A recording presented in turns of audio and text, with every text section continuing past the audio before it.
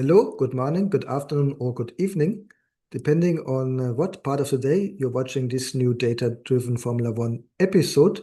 My name is Patrick Henz, and today I have the pleasure to welcome you to an episode where we discuss Ayrton Senna and SEGA, speak about why there is not only an Ayrton Senna video game on the market, but he proactively worked together with the game designers to give his input, how a car feels, how it behaves, to make it a little bit more realistic. Of course, we are still decades away from realistic simulators or even realistic looking video games.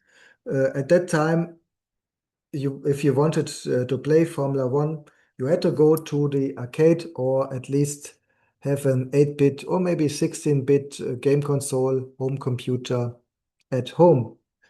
So, welcome to Pole Positions in Pixels, Ayrton Senna and the SEGA era. As always, a brief profile about the driver. Ayrton Senna da Silva was a Brazilian racing driver who won the Formula One Drivers' Championship in 1988, 1990 and 91.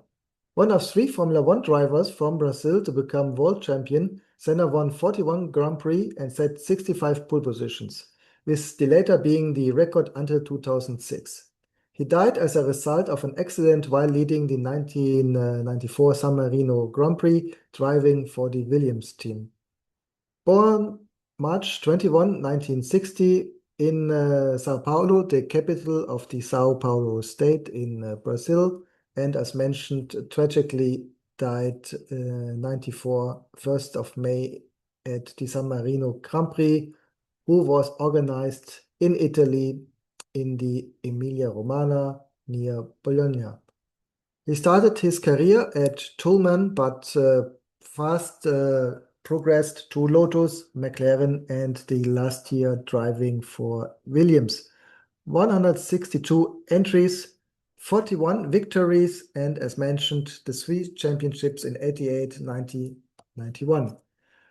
Up to today, for many, one of the best drivers in motorsports up to today, and for also many people, maybe the best there ever was, depending what you consider being the best in the sports, because as Formula One completely changed from 1915 to today, also the type of driver changed and also the requirements changed to become to be successful in the sports. But I think we all can agree, a legend and one of the best there ever had been. Let's speak a little bit about SEGA. Maybe you're not aware that this is not an all Japanese company, but its roots are in the US. SEGA roots are in 1940, as Standard Games was founded by Martin Bromley and Irving Bromberg.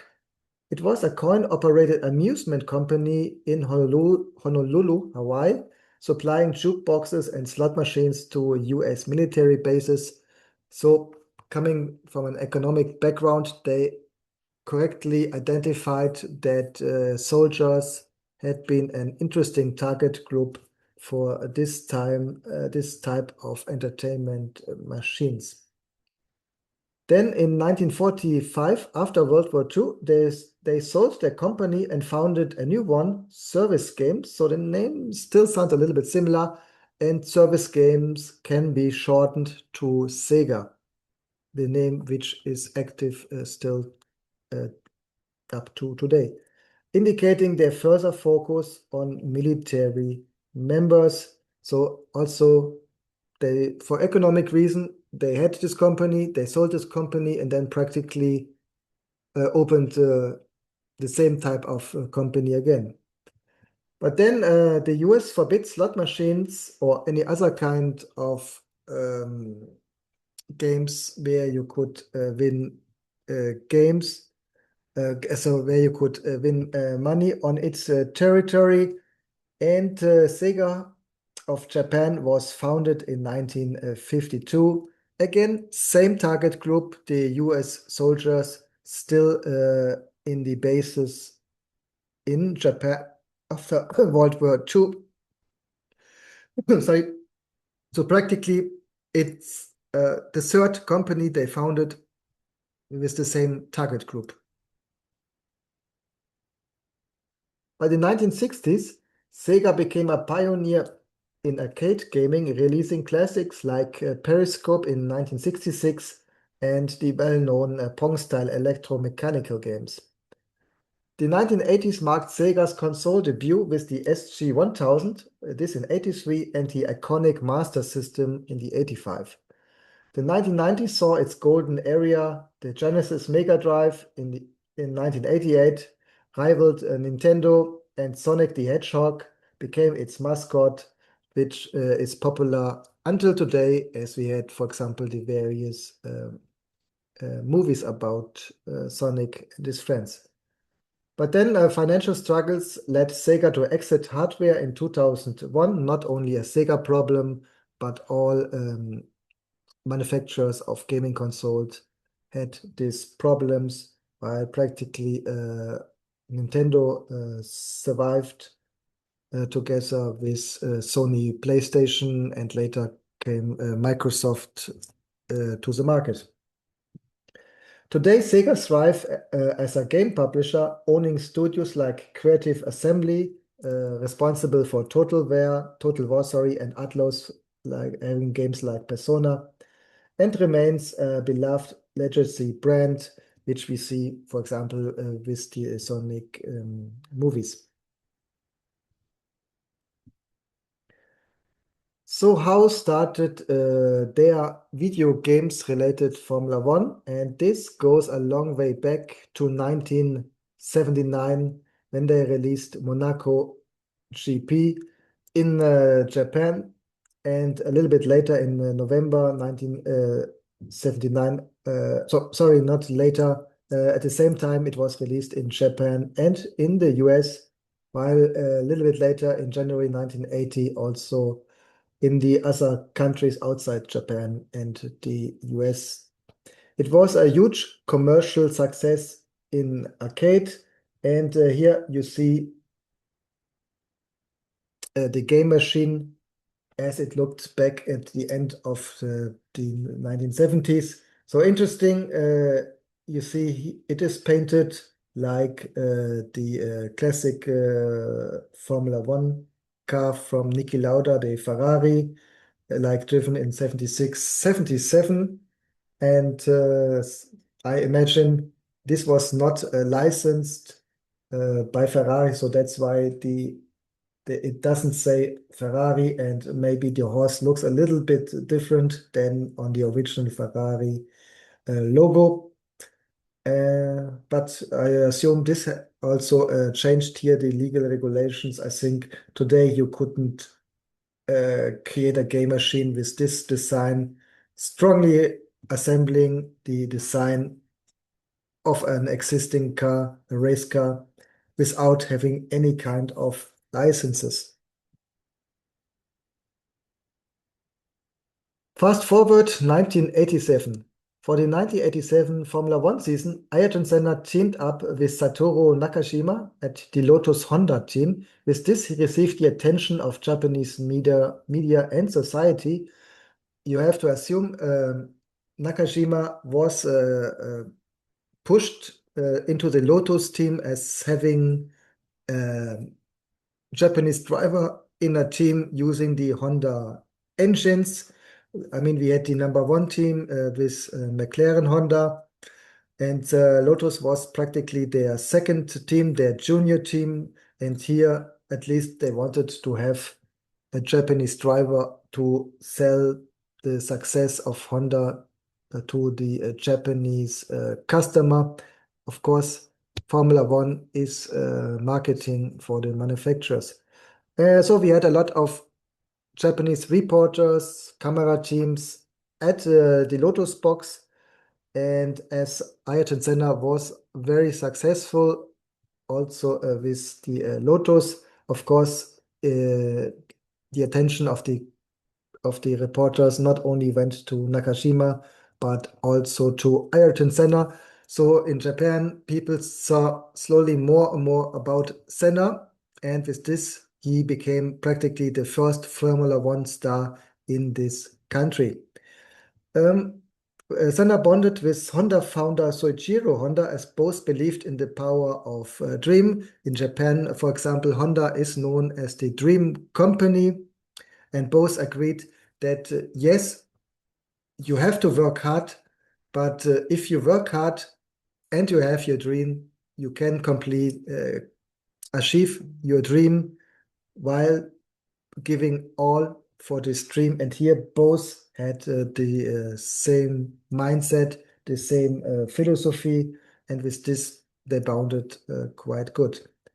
Senna achieved a third position in the championship after the two Williams Honda. So sorry, it was Williams Honda, the number one team at that time, not McLaren yet. So Williams Honda, where we had Nelson Piquet and Nigel Mansell as the drivers. 2 years later, SEGA published Super Monaco GP. It was first available in arcades, and a few years later for video game consoles like the Mega Drive Genesis, and came to home computers like the Commodore C64 and the newer generations of 16-bit computer. The Commodore C64 is 8-bit, and the 16-bit Amiga, Atari ST, or also the classic ZX Spectrum, which is also 8-bit. So 89, end of 80s, was a little bit a change at the homes, while the classic Commodore C64, the 8-bit home computers, for example, also like the Japanese MSX computers, had been replaced by newer generations of computers, Amiga, Atari ST, which could rival also the game consoles at that time. And this led to this situation that the video game companies struggled a little bit selling their consoles, as they were only for gaming, while on the home computer, especially the 16-bit ones, you could do also serious works, graphic works, music, and of course it was also available for gaming. Due to missing licenses, the Super Monaco GP game did not include original names, but included parodies. For example, instead of Ford, it was Fodo. Instead of BF, Honda went to Honda. The Fiat was called Ea, and Canon was called Conan. Due to a lawsuit with Philip Morris, SEGA published later an update removing these parodies, as the judges decided that these parodies are too close to the original names, which could be the gamers could get confused. So later they had to update the game and taking out these parody names. 2 years later, SEGA published Ayrton Senna's Super Monaco GP2. Having Ayrton Senna and Monaco together was, of course, a great combination. As we discussed many times in our episode, Monaco, this curvy track, favors the driver. So here we have the possibility that drivers can win even if they're not driving the fastest car, and this based on their talents. And Ayrton Senna won several times in Monaco thanks to his talent. So Ayrton Senna collaborated with Sega on the 1992 video game, and it got called logically Ayrton Senna's Super Monaco GP2. The two here because there was a Monaco GP1, the original game, but this original game was not aligned with Ayrton Senna. So this is practically Senna's first racing game. And it was published for the Sega Mega Drive / Genesis.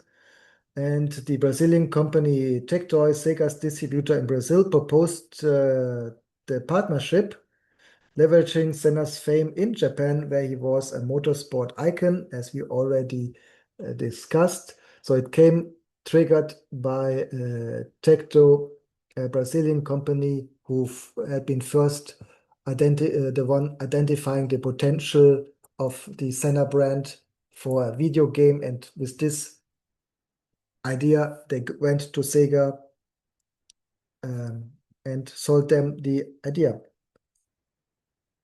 Senna actively contributed by visiting Sega's Tokyo headquarters, providing track-specific advice and recording voice tips after races like the 1991 Spanish Grand Prix.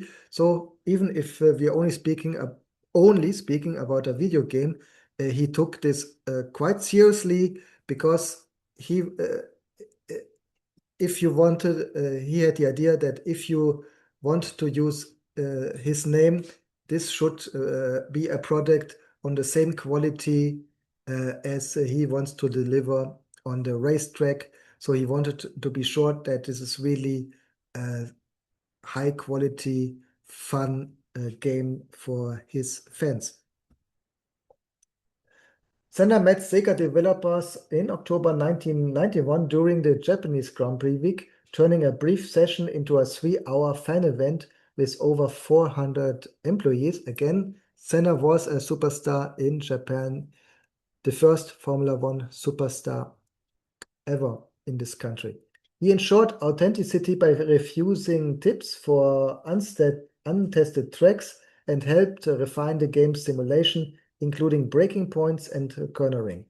For example, Senna explained how cars react while driving over curbs, accelerate, brake, etc.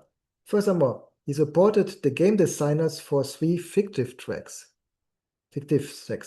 Connections facilitated this via Senna's Honda ties and Sega executive Soichiro Ihimari's Honda background.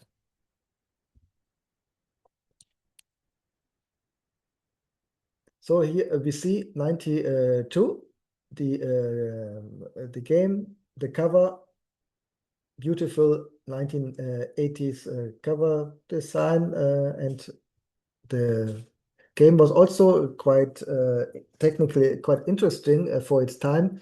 We are still before the vector design. So what you see here are sprites, meaning each graphic, if it's behind, from the left, from the right, this was done by a graphician, by a graphic designer. So no calculation, no models used, no 3D models used. Everything was pre-programmed, and also quite interesting for the times. Not only that you have the view from the cockpit, on the top you also see the mirror showing what goes behind you. So technically very interesting for the time in 1992. Also at this time, Sega was still quite big in the arcade game. Here, not with the Senna name, the brand, but with the new game, practically a successor called Virtua Formula, which you can where you can connect it up to 8 cars. I think, if I remember it right. So you could play against 7 other human players. And here we had now vector graphics, meaning graphics had not pre-programmed by the graphic designer, but the graphic designer created a 3D model of the car, which you can see from all different angles, technique which we are still using today in the video games. So this was practically now the next level, but for this you had to go to the arcades. This was now we are in 1993. The European Grand Prix in Donington Park was sponsored by Sega and accordingly named Sega European Grand Prix, something which we still see today, that the Grand Prix weekend is called as the main sponsor. This time it was the European Grand Prix because we had two races that year in the UK. Perfectly for the marketing, Ayrton Senna won the race and received the Sonic the Hedgehog trophy, which you can see here on the screen. And today it is in the McLaren headquarters. But this was not the official trophy. It was only for marketing purposing, meaning Senna was there, received the trophy, hold it up, and a lot of people took photos. This for the marketing campaigns. It was practically on just to create this little show. After this, Senna received the official winner's trophy. As mentioned today, we see this trophy received by Ayrton Senna at the McLaren Technology Center. I don't have to tell you that Ayrton Senna lost his life in the 94 San Marino Grand Prix. So 1 year later, posthumously, SEGA released Ayrton Senna's personal talk, available only in Japan on CD, and it features his interviews with Honda director of Formula One operations Yoshito Sakurai, spanning from 87 to 93. So really a quite interesting epoch, 6 years. The CD includes mostly audio interviews and music composed by the pianist Katsunori Fukai, taken from his album Heart to Heart, dedicated to Ayrton Senna. Unfortunately, very rare to find. It is not on Spotify. Of course, I looked for it. So, but I couldn't present it to you here. Did not found it. And big quote by Ayrton Senna: "Big companies, public politicians, they sometimes make bad decisions and they have the power. And only when it is so clear that it is a bad thing that it gets reversed. Otherwise, it goes underneath. People don't see it now, but the consequence of it comes up later when it's too late." As a Brazilian, of course, he observed the big differences inside the society, small group, very rich people, a little bit bigger, but still a relatively small group of people which doing okay, and a big group of poor people in the as it's called famously favela, as the name comes from Brazil. And of course, we don't not only see this in Brazil, but in many, many countries. Unfortunately, also he observed the corruption in Brazilian government. He also saw corruption in fear. Something which you're interested in, I recommend you the Senna series on Netflix, where you see this, and you also see how he developed his social ideas to pay back to society, especially Brazilian society, where he observed, identified all these problems. We discussed this a little bit more in our other episode about Ayrton Senna in Being Ayrton Senna, where we discussed his psychology and also discussed where he was this hard man on the track, but had this softer side where he wanted to pay back to Brazilian society. Of course, also as he perceived being pushed, being supported all the time as a person. Now, 2025, to celebrate 2026, Sonic's 35th anniversary and McLaren's 1000th Grand Prix entry, both announced a new collaboration. Sega's Sonic the Hedgehog becomes the official gaming partner for McLaren Racing. Up to today, meaning March 2026, we didn't saw any new video game, and honestly, as we have the official licensed Formula One game, I cannot imagine to have a new Ayrton Senna Super Monaco GP2 with today's technology, graphics, etc. Of course, would be cool. Imagine to drive all the classic Formula One cars from 80s to 90s. But honestly, I could not imagine that we will see this, but maybe we see something smaller at least. Well, let's wait what there is to come from this new Sega McLaren partnership. Maybe, hopefully, also something related Ayrton Senna. Again, the Ayrton Senna brand is today owned by the Ayrton Senna Institute, which is still led by his sister, and of course they have follow his idea, support various social projects, especially in Brazil. And this is maybe something where Ayrton Senna connects to Lewis Hamilton, who is especially celebrated in Brazil, as Hamilton uses Senna as example and also has various social projects which he's so supporting by his organization. But that's maybe stuff for a different episode.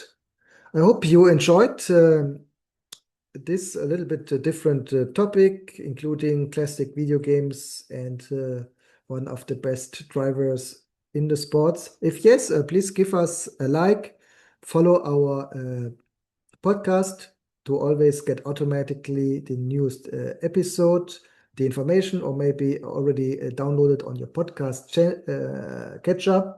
If you prefer this video version, please follow us on YouTube Music, or Spotify.